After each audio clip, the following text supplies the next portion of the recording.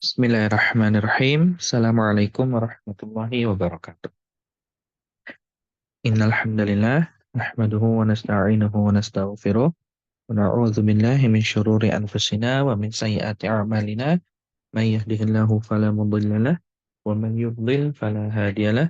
Asyhadu an la ilaha illallah wahdahu la syarika lah wa asyhadu anna Muhammadan 'abduhu wa rasuluh. Rabbi shrah li sadri wa yassir li amri wahlul 'uqdatam min lisani yafqahu qawli. Amma ba'du. Alhamdulillah, ini adalah pertemuan kedua kita ya, di mana mulai pertemuan ini sampai pertemuan-pertemuan berikutnya, kita akan fokus membahas pada praktik tema surat Al-Baqarah. Seperti yang kita pelajari di pertemuan sebelumnya, bahwa kami membagi ilmu waqaf dan ibtida itu jadi dua bagian. Bagian pertama, waqaf sesuai tema, di mana dalam setiap surat Al-Quran itu sebetulnya ada tema-temanya, baik tema-tema besar ataupun tema-tema kecilnya, yang fungsinya ketika kita membaca Al-Quran, minimal kita menjaganya dari sisi makna tema-temanya. Walaupun mungkin kita belum terlalu mengerti ilmu bahasa Arabnya, kita belum terlalu mengerti ilmu tafsirnya.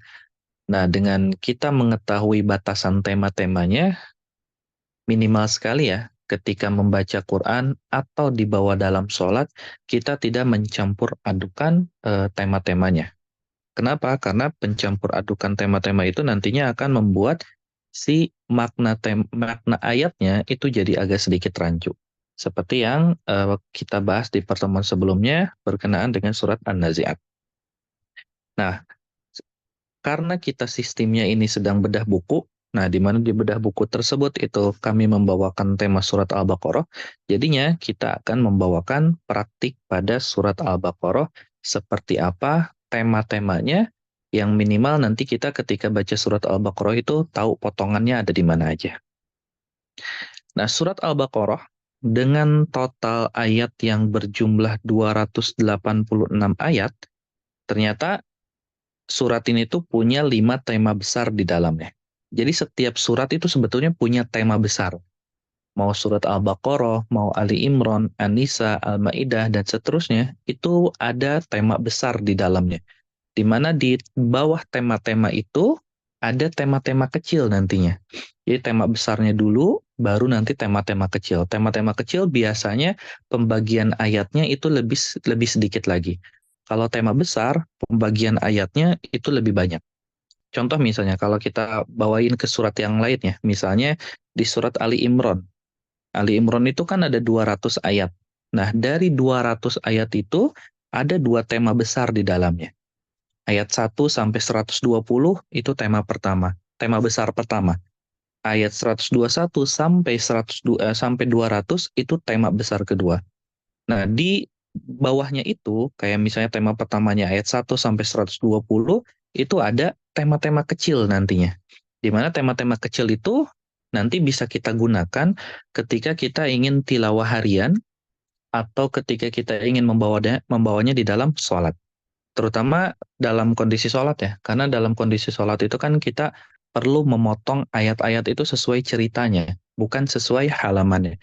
Kalau sesuai halamannya, khawatirnya nanti justru banyak sekali ayat-ayat yang rancu atau maknanya jadi berubah atau bahkan tidak sesuai dengan konteks-konteksnya. Jadi penting sekali untuk kita memperhatikan tema-tema besar, karena di balik tema besar itu nantinya akan ada tema-tema kecil yang fungsinya nanti untuk kita memotong ayat-ayat tersebut. Nah, kita bahas satu persatu. Yang tema pertama dulu. Nah, tema pertama yang ada di surat Al-Baqarah ini sedang membicarakan tentang jenis-jenis manusia. Sedang membicarakan jenis-jenis manusia dan bagaimana bentuk peribadahan mereka kepada Allah. Karena di ayat 1 sampai 20 kan di sini Allah menjelaskan tentang Al-Qur'an ya. Di mana Al-Qur'an ini akan menjadi sebuah petunjuk. Bagi siapa? Bagi seluruh manusia sebetulnya. Cuma nanti manusia ini akan terbagi jadi 3 kelompok atau akan terbagi jadi 3 jenis. Nah, ini ditunjukkan dari ayat 1 sampai 20. Jadi ayat 1 sampai 20 temanya tema besar berkenaan dengan jenis-jenis manusia dalam peribadahannya. Makanya kalau kita lihat di mushaf, terutama mushaf Kemenag ya, karena antara mushaf Kemenag dengan mushaf yang ada di Madinah, tentu dari sisi rujukan pertama berbeda, dan itu sebabnya tanda-tanda wakofnya berbeda. Nah, karena kita tinggal di Indonesia dan rata-rata mayoritas orang Indonesia itu menggunakan mushaf dari Kemenag, maka akan banyak kita bahas tanda-tanda wakaf yang ada di mushaf Kemenag. Nah, di mushaf Kemenag, kita mungkin akan sering melihat tanda ain. Nah, ayat 1 sampai 20, di ayat 20 surat Al-Baqarah itu ada tanda ain. Menunjukkan apa? Menunjukkan bahwa tema besar di situ sudah selesai. Jadi ain ini biasanya diberikan atau disimpan pada tema besar atau pada tema yang bisa dibilang runtutan ceritanya udah selesai. Walaupun tema besarnya belum selesai. Rata-rata seperti itu biasanya di tanda ain. Dan tanda ain ini nantinya akan digunakan khususnya di dalam sholat. Karena memang tanda ain ini artinya tanda untuk ruku untuk seorang imam. Jadi ketika imam tersebut ingin membacakan ayat-ayat dalam satu surat tertentu, maka dia harus memperhatikan nih. Kalau dia nggak ngerti temanya, ya minimal perhatikan tanda-tanda ainnya. Karena di tanda ain, kalau udah selesai tanda ain, artinya cerita itu sudah selesai, baru nanti di rakaat kedua pindah ke ayat berikutnya, tanpa perlu mengulang di ayat sebelumnya. Nah, ini kan ditunjukkan dari ayat 1 sampai 20. Apa aja jenis-jenis manusia yang ada di ayat 1 sampai 20? Ini nanti kebagi jadi tema kecil. Nah, ini yang kami maksud dengan tema kecil. Tema besarnya ayat 1 sampai 20 berbicara tentang jenis-jenis manusia dalam peribadahannya kepada Allah. Kemudian nanti dari tema besar ini ada tema-tema kecil. Nah, dari ayat 1 sampai 20 ini nantinya akan terbagi jadi 3 tema kecil. Tema pertama, ayat 1 sampai 5, di sini jenis manusia pertama Allah jelaskan, yaitu orang-orang yang beriman. Jadi ketika Allah membicarakan tentang Al-Quran, bahwa di dalam Al-Quran itu ada beragam macam petunjuk, nah orang jenis pertama dia langsung beriman kepada Al-Quran tersebut, beriman kepada Allah, beriman kepada seluruh kitab-kitab yang sudah diturunkan, dan seterusnya. Ayat 1 sampai 5. Nah, tema kecil yang kedua, atau jenis manusia yang kedua, adalah orang kafir, kebalikannya. Kalau tadi kan orang mukmin, ayat 1 sampai 5. Nah, sekarang masuk ke kebalikannya, yaitu orang kafir. Orang kafir ditunjukkan dalam ayat nomor 6 dan nomor 7. Orang kafir itu dari ayat 6 dan dari ayat 7. Cuman 2 ayat. Kalau orang mukmin kan tadi 4 ayat, 5 ayat ya. Kalau orang kafir itu cuman 2 ayat, ayat 6 dan ayat 7 aja. Sisanya berarti dari ayat 8 sampai 20 itu sedang membicarakan tentang orang-orang munafik. Nah, ini tema besar. Tema besarnya ayat 1 sampai 20, tema kecilnya 1 sampai 5 orang mukmin, 6 sampai 7 orang kafir, 8 sampai 20 orang munafik. Nah, kalau kita perhatikan, nanti insya Allah kita juga akan masuk pada sesi tadabur ya. Cuman untuk pertemuan per pertemuannya, kami jadikan dulu materinya pelan-pelan gitu, supaya Bapak Ibu mulai tergambar dulu bagaimana sih yang dimaksud dengan ilmu wakaf ibtida, apa yang dimaksud dengan tema-tema, nanti masuk ke pertengahan ayat itu seperti apa, supaya ketika nanti kita bahas ayat per ayatnya itu kita udah mulai satu pandangan gitu. Nah, kalau kita perhatikan ya, ayat 8 sampai 20 tadi kan berbicara tentang orang munafik. Ada 13 ayat yang membicarakan tentang orang munafik. Nah, ini tuh sebetulnya nanti akan masuk pada sesi tadabur. Kenapa Allah membicarakan begitu banyak sifat-sifat orang munafik? Tentu di situ ada alasan tertentu yang bisa kita tadaburi nantinya agar kita tidak termasuk bagian orang-orang munafik itu. Nah, ini adalah tema besar yang pertama yang ada pada surat Al-Baqarah ayat 1 sampai 20. Tema besar yang kedua ini berbicara tentang ubudiyah. Ubudiyah itu sifat penghambaan seseorang. Ubudiyah adalah sifat penghambaan. dan betapa pentingnya sifat ubudiyah ini. Dan ini ditunjukkan dari ayat 21 sampai ayat 39. Ini tema besar nih. Ayat 21 sampai ayat 39. Kalau tema besar berarti ada tema-tema kecil ya di bawahnya. Jadi ketika misalnya kami bilang tema besar berarti di bawahnya masih ada tema-tema kecil. Bukan berarti kita harus baca dari 21 sampai 39. Karena ini masih tema besar. Di bawahnya nanti ada tema-tema yang kecil lagi. Nah, ini kan tema besar yang kedua itu tentang ubudiyah ya, sifat penghambaan kita kepada Allah. Dari tema besar ini, dari tema besar yang kedua ini yang ada dari ayat 21 sampai 39, di bawahnya nanti ada dua tema kecil. Kalau tadi kan ada tiga tema kecil ya. Kalau di sini nanti ada dua tema besar, ada dua tema kecil, maaf. Tema kecil yang pertama ini ditunjukkan dari ayat 21 sampai ayat 29. Tema kecilnya ayat 21 sampai 29. Berbicara tentang apa? Berbicara tentang ubudiyahnya, tentang penghambaannya. Bagaimana kita menghambakan diri kita kepada Allah. Nah, kita lihat dari ayat 21. Dari ayat 21 di ayat 21 ini Allah kan berfirman, ya ayuhan nasu ubudu rabbakumul ladzi khalaqakum sampai akhir. Nah, para ulama kita rahimahumullah itu meneliti, melihat, memperhatikan dari mulai surat Al-Fatihah sampai Al-Baqarah ayat 21 ternyata dari Al-Fatihah sampai Al-Baqarah ayat 20 itu belum ada perintah apapun. Ketika masuk ke 21, ini adalah perintah pertama. Makanya masuk ke ubudiyah. Perintah apa? Perintah penghambaan. Kita tuh harus menyembah kepada Allah dan menjauhi syirik. Nah, itu ubudiyah. Penghambaan kita kepada Allah. Dan ini adalah perintah pertama yang ada di dalam Al-Quran kalau kita memperhatikan sesuai urutan suratnya ya. Bukan sesuai dengan urutan penurunannya. Karena tentu kalau sesuai penurunan suratnya, itu nanti ada hal yang lainnya. Tapi kalau kita berbicara dari susunan urutan Al-Fatihah, Al-Baqarah, Ali Imran, dan seterusnya, nah ayat 21 itu menjadi ayat pertama tentang perintah. Perintah penghambaan kepada Allah atau perintah kita harus menyembah hanya kepada Allah dan tidak boleh melakukan kesyirikan. Itu tema kecil yang pertama. Nah, tema kecil yang kedua ini ditunjukkan dari ayat 30 sampai 39.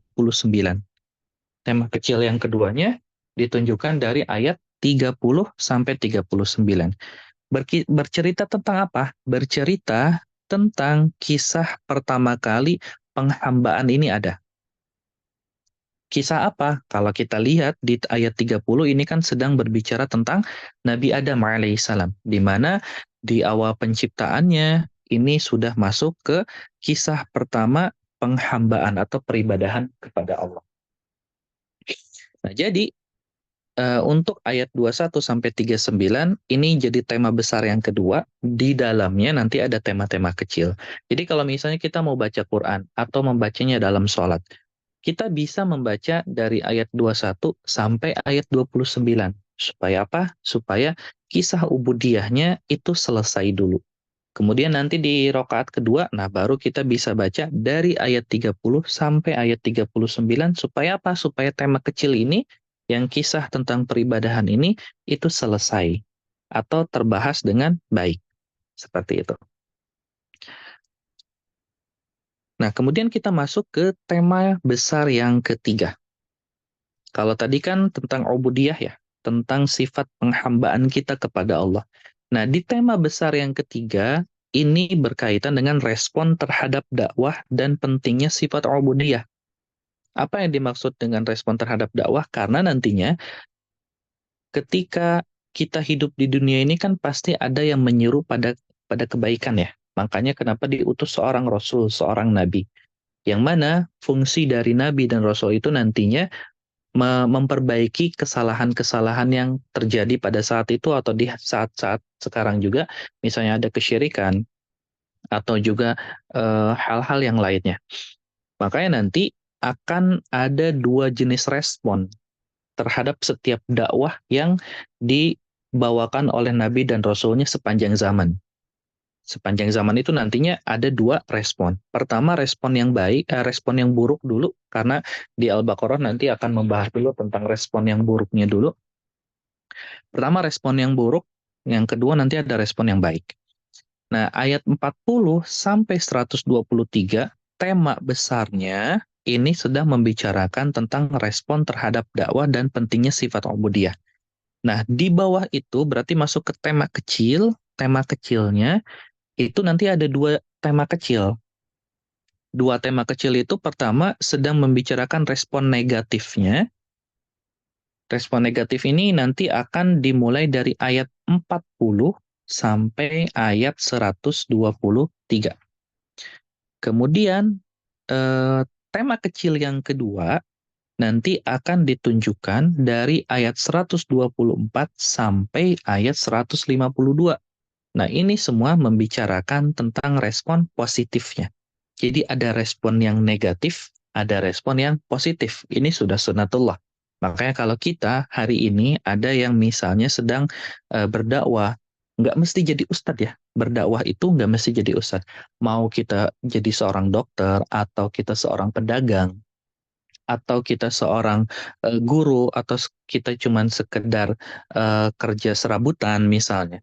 Apapun itu jenis pekerjaannya, itu tidak akan menghalangi kita menjadi seorang pendakwah atau orang yang mengajak kepada kebaikan. Nah, ketika kita memahami bahwa ternyata secara sunatullahnya, ketika ada yang berdakwah pasti ada yang negatif atau pasti ada orang yang tidak menerima dan ada aja orang yang menerima.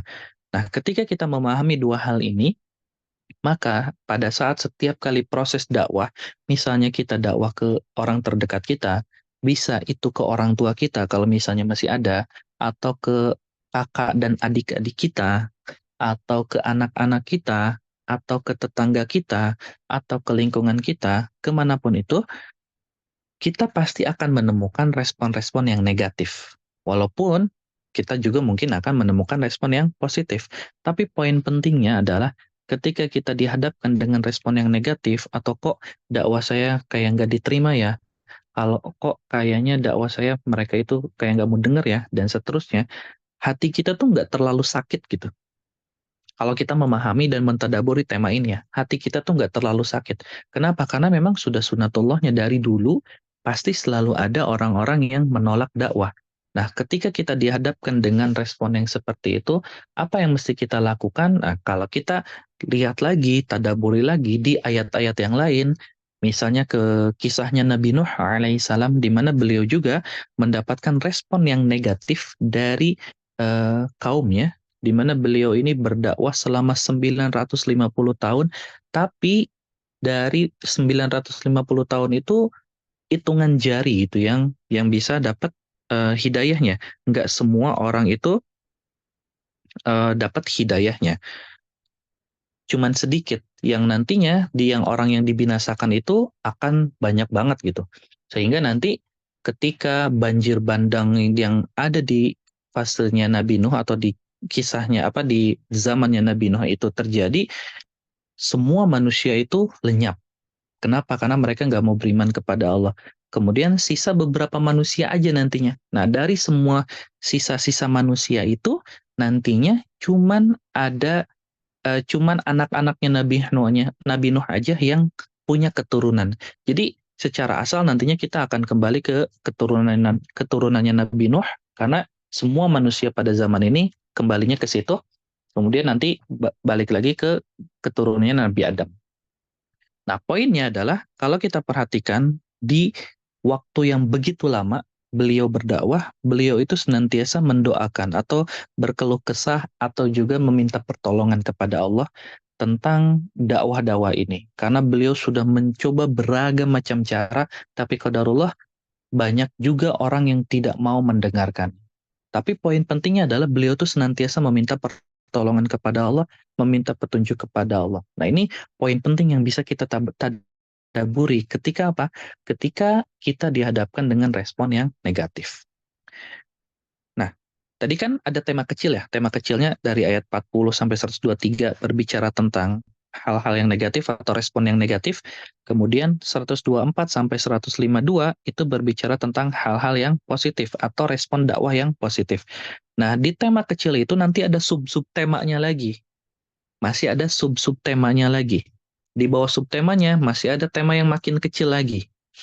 Nah, di antara subtema kecilnya dari ayat 40 sampai 123, tadi kan 40 sampai 123 itu tema kecilnya berbicara tentang respon yang negatif. Nah, nanti di balik itu, di subtema kecil lagi, nanti akan ada dua subtema kecil. Subtema kecilnya nanti berbicara dari ayat 40 sampai ayat 103. Ini berbicara tentang Bani Israel. Gimana mereka itu ngeyelnya, gimana mereka itu nggak mau beribadah kepada Allah, selalu menentang kepada Allah, padahal mereka ini adalah orang yang menyaksikan dengan mata kepala mereka sendiri bagaimana kekuasaan Allah itu terjadi. Contohnya misalnya, salah satunya ya, saya kasih bocoran sedikit. Salah satunya adalah ketika Nabi Musa alaihissalam sudah selesai menerima kitab Tauratnya dan mau dibawa ke kaumnya. Kemudian respon kaumnya itu mereka itu tidak mau beriman kepada kitabnya sampai mereka ini bisa melihat dengan mata kepala mereka sendiri bagaimana bentuk Allah. Padahal sebelum-sebelumnya mereka sudah menyaksikan tentang kekuasaan Allah yang lain. Seperti apa? Seperti ketika mereka itu terpojok, dikejar oleh Fir'aun, kan udah terpojok nih, di belakang Fir'aun dan pasukannya di depan laut. Kemudian Allah Azza wa Jalla itu memerintahkan kepada Nabi Musa alaihissalam untuk melemparkan tongkatnya. Nah, ketika tongkatnya dilemparkan kan si laut ini terbelah. Kita yang hidup di zaman ini itu mungkin gak akan bisa menalar gimana laut yang begitu luas, yang begitu dalam, airnya tiba-tiba bisa terbelah. Kita cuma tahu ceritanya, tapi orang Bani Israel itu menyaksikan dengan mata kepala mereka sendiri bagaimana kekuasaan Allah itu terjadi dan si air laut itu benar-benar terbelah. Ketika air laut terbelah, kan yang di bawahnya itu ada pasir. Secara logika kita nih, yang namanya pasir basah itu kan pasti nggak bisa dilewatin ya. Kalau kita lari itu nggak bisa. Kenapa? Karena yang pasir basah itu kan lembek ya. Kalau kita lari, kaki kita tuh kan kayak kayak kesedot sedikit ya. Nah, tapi pada saat itu lautnya terbelah, si pasir ini tiba-tiba jadi keras, yang mana langsung bisa kita jadikan apa ya, tempat pelarian gitu. Jadi nggak susah gitu ketika lari di situ. Nah, si Bani Israel itu menyaksikan itu semua, merasakan itu semua, dan ketika mereka sampai di ujungnya, kan di pertengahan itu masih ada Firaun dan bala tentaranya. Kemudian mereka juga menyaksikan bagaimana setelah itu si air laut ini menyapu bersih mereka dan akhirnya Firaun dan bala tentaranya itu semuanya mati dalam kondisi ditenggelamkan. Mereka menyaksikan itu semua. Tapi setelah mereka menyaksikan itu semua, mereka masih tetap ngeyel. Mereka masih tetap apa ya, keras kepala dan nggak mau beriman kepada Allah. Padahal sebelumnya sudah diselamatkan. Dah pada saat itu ketika ketika Nabi Musa alaihissalam dan Bani Israel itu sudah diselamatkan, ada perintah pada saat itu dilarang untuk mengambil harta rampasan perang yang ada di Firaun dan bala tentaranya. Seperti emas, emas itu nggak boleh diambil, tapi mereka ngeyel, mereka tetap ngambil. Setelah diambil si emas-emasnya, kemudian mereka bakar emasnya dan mereka jadikan patung patung ini, patung apa? Patung anak sapi. Nah, ketika patung anak sapinya jadi, mereka langsung nyembah. Mereka langsung menyembah patung anak sapi itu. Itu salah satu bentuk kengeyelan mereka. Di mana setelah sebelumnya mereka diselamatkan, mereka bisa menyaksikan itu secara langsung gitu, tentang bagaimana kekuasaan Allah, tapi walaupun seperti itu, mereka tetap ngeyel dan ujungnya malah tetap malah kembali kepada kesyirikannya. Nah, ini respon yang negatifnya dimulai dari kisah Bani Israel gimana mereka itu setiap kali berjanji pasti akan selalu mengingkari janji-janjinya. Itu subtema yang kecil. Subtema kecil yang keduanya dari ayat 104 sampai 123. ini berbicara tentang bagaimana arahan yang diberikan kepada Bani Israel agar mereka senantiasa menghambakan diri mereka kepada Allah. Nah, kisah Bani Israel ini cukup panjang, dari 40 sampai 123, di mana di bawahnya ada subtema kecil, dan dari subtema kecil ini masih ada tema-tema kecil yang lainnya nanti. Yang intinya adalah kisah tersebut itu ingin mengajarkan kepada kita, poin pentingnya adalah kita ketika membaca ayat-ayat seperti ini, kita ambil pelajarannya. Apa pelajaran yang bisa kita ambil dari kisahnya Bani Israel? Karena dalam Al-Quran itu kan ada ayat-ayat yang turun karena sebab, ada juga ayat-ayat yang turun tanpa sebab. Nah, ketika misalnya ada ayat yang berbicara tentang Bani Israel atau tentang orang-orang yang ditenggelamkan atau yang dibinasakan di masa lalu, hal yang harus kita lihat itu adalah keumuman lafaznya, keumuman maknanya, apa yang bisa kita pelajari supaya kita tidak termasuk golongan mereka.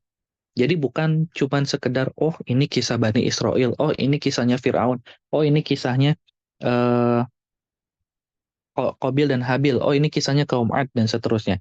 Tapi poin penting yang dari kisah-kisah itu ada, kita harus ambil pelajaran, apa pelajaran penting yang ada di kisah tersebut, sehingga kita bisa mengamalkannya supaya tidak mengikuti jejak-jejak mereka. Nah, itu poin penting dari kisah-kisah yang Allah sampaikan di dalam Al-Quran. Nah, kalau kita tahu pembagian-pembagian ini kan enak ke kitanya. Jadi, ketika kita sedang baca Quran dari ayat sekian ke sekian, kita tahu nih tema besarnya sedang berbicara tentang apa, tema kecilnya sedang berbicara tentang apa, sehingga kita jadi lebih enak ketika ingin mentadaburnya. Walaupun kita belum terlalu paham gitu kisah di dalamnya seperti apa, tapi karena kita sudah punya gambaran, oh tema besarnya seperti ini, oh tema kecilnya seperti ini, sehingga mulai tergambar sedikit di benak kita bahwa kisah-kisah ini itu perlu kita ambil pelajaran di dalamnya. Nah, kemudian kalau respon yang positifnya, tadi kan ada dari ayat 124 sampai ayat 152. Nah, di mana di situ juga ada dua subtema kecil. Subtema kecilnya pertama dari 124 sampai 141 ini berbicara tentang kisahnya Nabi Ibrahim. Nah, apa korelasinya antara kisah Nabi Ibrahim dan kisah Bani Israel? Korelasinya adalah dua-duanya sama-sama diperintah oleh Allah. Tapi yang pertama membangkang, yang kedua taat. Yang membangkang itu yang Bani Israel. Kalau yang taat itu adalah Nabi Ibrahim alaihissalam. Kemudian juga ada kisah yang kedua tentang ketaatan ini, yaitu dari ayat 142 sampai ayat 152 yang berbicara tentang perubahan kiblat. Ini juga bentuk ketaatan. Kenapa? Karena dulunya kiblat itu menghadap Baitul Maqdis, dan ketika Allah rubah kiblatnya menghadap Ka'bah, maka semua kaum muslimin itu taat. Bahkan disebutkan ketika ayat kiblat ini turun, pada saat itu ada salah satu sahabat, bukan salah satu sahabat, kayak di satu daerah gitu, orang-orangnya sudah muslim, karena pada saat ayat tentang kiblat itu turun, pada saat itu turunnya di waktu zuhur. Di waktu zuhur, ini turunnya ke Rasulullah dulu ya. Turunnya ke Rasulullah dulu di waktu zuhur, lagi sedang sholat, dan pada saat itu baru rakaat kedua. Nah, di rakaat kedua itu karena waktu itu belum ada perubahan kiblat, masih menghadap ke Baitul Maqdis. Dan ketika turun perubahan kiblat itu harus menghadap Ka'bah, maka di rakaat ketiga dan keempat Rasulullah dan para sahabat yang di belakang itu merubah langsung merubah arahnya menghadap ke Ka'bah. Tapi kan yang bagian itu belum tersampaikan ke semua sahabat ya. Nah, di hari besoknya ada di salah satu masjid, yang si masjid itu tuh orang-orangnya belum sampai kepada mereka tentang info bahwa kiblat itu udah berubah arahnya. Nah, ketika ada sahabat yang menyampaikan, pada saat itu di masjid itu sedang melaksanakan sholat subuh. Nah, ketika disampaikan, mereka juga semua langsung secara otomatis merubah arahnya ke arah Ka'bah. Nah, ini kan respon yang positif. Ketika diberikan perintah, mereka langsung sami'na wa ata'na. Mereka taat, mereka dengar, mereka langsung taat. Sedangkan yang tadi, yang sebelumnya, ketika diberi perintah, mereka dengar tapi mereka menolak, tapi mereka bermaksiat. Nah, itu dua jenis respon yang ada di yang ada di tema ketiga ini. Kemudian tema besar yang keempat, ini berbicara tentang ibadah dalam kehidupan sehari-hari. Yang mana ini ditunjukkan dari ayat 153 sampai ayat 253. Nah, di bawahnya itu nanti ada tema-tema kecil. Tema kecilnya ini ada 5. Pertama, ayat 153 sampai 158. Ini membicarakan tentang ujian. Bagaimana bentuk ujian yang akan dihadapi oleh setiap manusia. Kemudian tema kecil yang ketiga dari ayat 158 sampai dari ayat 159 dulu sampai dari ayat 159 sampai ayat 167 ini berbicara tentang tanda-tanda kalau seseorang itu udah punya sifat ubudiyah. Seperti apa? Sifat penghambaan. Itu Allah jelaskan tanda-tandanya seperti apa. Kemudian nanti dari ayat 168 sampai 129, ini Allah sedang membicarakan tentang kehidupan dan ibadah. Bagaimana seorang muslim itu menjalani kehidupan dengan peribadahannya. Kemudian di ayat 220 sampai 242, itu Allah sedang membicarakan tentang keluarga dan hukum fikih di dalamnya. Dan terakhir 243 sampai 253 di sini Allah menceritakan tentang kisahnya Jalut dan Tolut. Di mana dari kisah ini nanti ada poin pentingnya, yaitu kisah tersebut itu menandakan bahwa bagaimana orang-orang pada masa itu mendengar dan taat akan perintah yang diperintahkan kepada mereka. Sehingga nantinya akan terbagi jadi dua kubu. Nanti detailnya kita jelaskan ketika kita sudah masuk pada kisah tersebut ya. Karena kita kan masih berbicara tentang tema besar. Nah, ini tema besar yang ada di poin keempat atau tema yang keempat. Kemudian yang terakhir, tema besar yang kelima yang ada di surat Al-Baqarah, ini sedang membicarakan tentang pengagungan, yang mana pengagungan ini ternyata adalah pondasi dasar dari sifat penghambaan atau dari sifat ubudiyah ini. Yang mana di sini ada 3 tema besar, 3 tema kecil. Yang pertama dijelaskan dari 254 sampai 260 tentang bagaimana kisah pengagungan ini dan kisah tauhidnya. Sehingga orang-orang yang melakukan hal tersebut itu sudah benar-benar melakukan sifat ubudiyahnya kepada Allah. Kemudian di ayat 261 sampai 283, di sini Allah menjelaskan juga tentang poin penting dari sifat pengagungan, yaitu sedekah.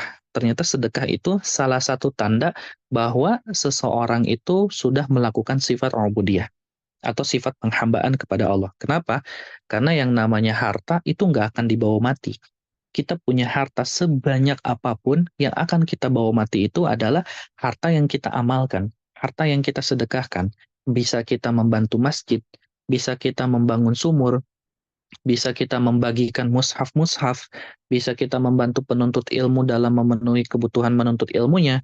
Intinya semua jenis sedekah yang kita berikan dan sedekah tersebut yang sifatnya itu senantiasa mengalir ya, jadi pahala jariah, maka itulah yang akan kita bawa nantinya eh, ke fase setelah kita meninggal dan nantinya akan dihisab, dihitung di hari akhir. Tapi uang-uang yang tidak kita alokasikan ke sana ya itu tidak akan jadi pahala dan mungkin bisa jadi akan jadi bumerang bagi kita sendiri. Nauzubillah.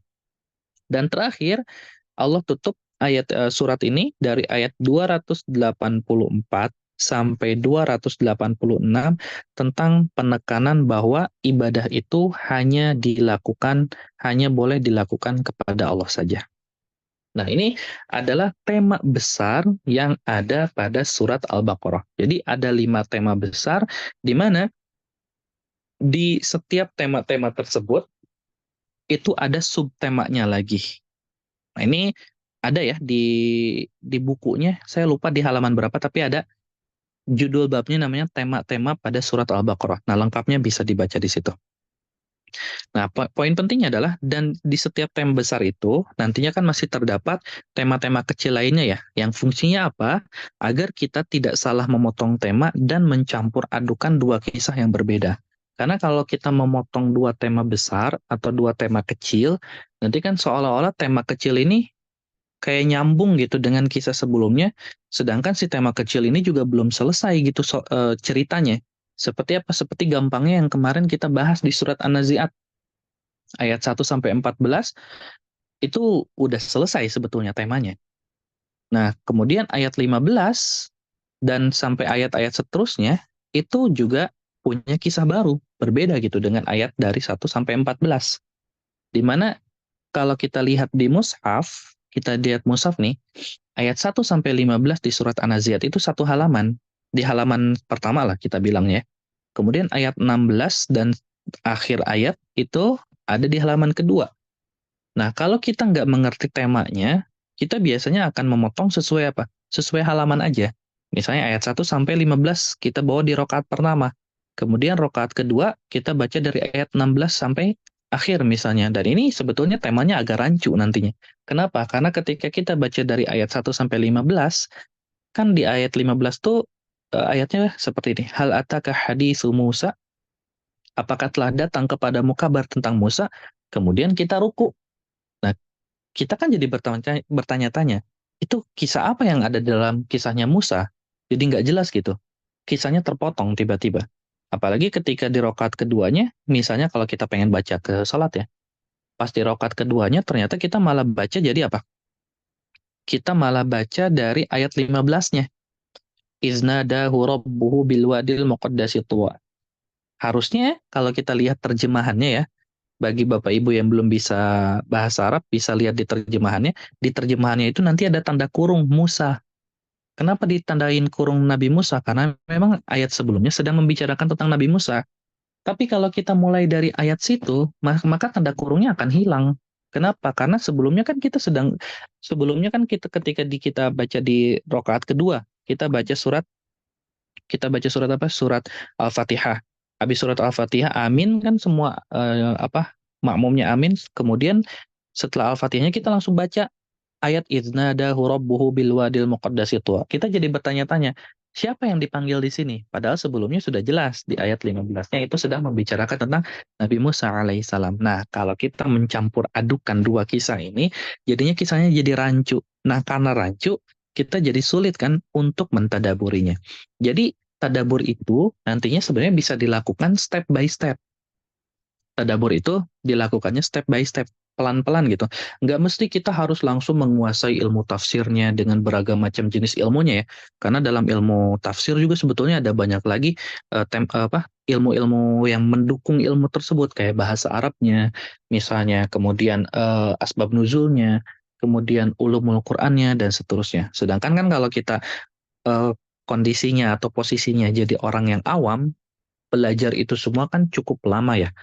Nah, kita bisa mulai dari hal-hal yang sederhana dulu. Misalnya kita lihat dulu dari tema-tema kecil, tema-tema besarnya, ini berbicara tentang apa. Minimal kita punya gambaran dulu ke sana. Ketika kita punya gambarannya dulu ke sana, kita jadi udah mulai ke gambar, oh ini berbicara tentang ini. Sehingga kita dari gambaran itu aja, kita udah mulai bisa untuk mentadaburi sesuai dengan levelnya. Kemudian nanti kita iringi dengan belajar tafsirnya. Tapi belajar tafsirnya juga jangan baca buku sendiri.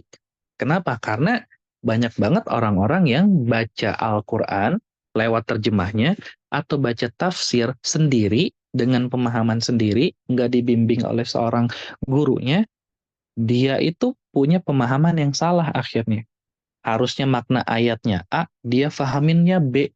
Karena apa? Karena cuman belajar sendiri dan nggak mengandalkan keilmuan dan juga bimbingan dari orang yang lebih mengerti. Nah, dari tema-tema penting ini nanti akan nyambung ke tanda wakaf. Itulah sebabnya nanti di akhir ayat biasanya akan diberikan tanda wakaf.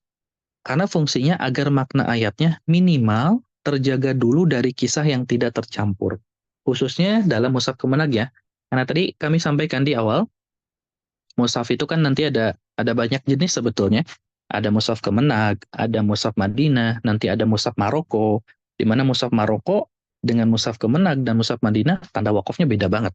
Jauh sekali gitu perbedaannya. Nah, karena kita tinggal di Indonesia, mayoritas di Indonesia itu menggunakan mushaf Kemenag, dan di mana di mushaf Kemenag itu ada banyak sekali tanda-tanda wakaf, khususnya di akhir-akhir ayat. Kan di akhir-akhir ayat itu ada banyak tanda wakaf. Kalau kita lihat di mushaf Kemenag ya, ada tanda kola, ada tanda jim, ada tanda sholah, ada tanda lam, ada tanda mu'anaqah, ada tanda wakaf lazim, dan seterusnya. Ada juga ada tanda ain. Nah, itu semua menunjukkan bahwa kalau ada tanda kola, berarti maknanya ayatnya apa. Kalau ada tanda lam, itu maknanya apa. Kalau tanda jim, maknanya apa. Nah, itu yang akan kita pelajari ke depannya pelan-pelan. Yang itu semua, kalau Bapak Ibu ada bukunya, bisa mulai dibaca dari sekarang, supaya nanti kita udah mulai banyak kesamaan gitu. Tentang apa? Tentang materi-materi yang akan kita pelajari ke depannya. Seperti itu ya, insya Allah. Wallahu a'lam bishawab. Nah, untuk materi hari ini, kita bahas sampai di sini dulu. Karena kalau kita bahas kebanyakan, takutnya malah nggak memahami dengan baik. Jadi, materi hari ini kita hanya fokus membahas tentang 5 tema besar di dalamnya. Baru di materi-materi setelahnya, kita akan mulai bahas tema-tema kecil. Dan kita juga nggak akan membahas tema kecil, karena kan poin penting yang ingin kami tekankan di sini tuh, Bapak Ibu semua juga sama-sama bisa mentadaburinya ya. Jadi ketika nanti membahas tema-tema kecilnya, kita juga akan sambil belajar bagaimana mentadaburinya dan bagaimana caranya kita mengamalkan ayat-ayat tersebut. Setelah kita tahu tadaburnya, kita belajar gimana ya cara ngamalinnya. Jadi nggak cuma sekedar kita tahu maknanya, tapi kita tahu bagaimana cara mengamalkannya, karena itu poin pentingnya supaya apa? Supaya kita bisa memperbaiki diri kita sama-sama agar menjadi pribadi yang jauh lebih baik lagi, dan nantinya mudah-mudahan kita juga semua bisa dikumpulkan kembali di surga Firdausnya. Amin ya Allah. Oke, sampai sini ada yang ingin ditanyakan? Ibu Pipih ayat 40 sampai 123 ya? Tema kecilnya ayat 40 sebentar. Yang mana tadi ya? Oh, yang ini ya. Ayat 40 sampai 123. Mohon maaf, di sini di PPT-nya saya salah tulis nih. Maksudnya ayat 40 sampai 152. Nah, kalau di sini benar ya, 153. 40 sampai 152. Ini nih, maaf, salah tulis di sininya. Oke, ada yang ditanyakan? Enggak, kalau ada yang ingin ditanyakan bisa dinyalakan mikrofonnya.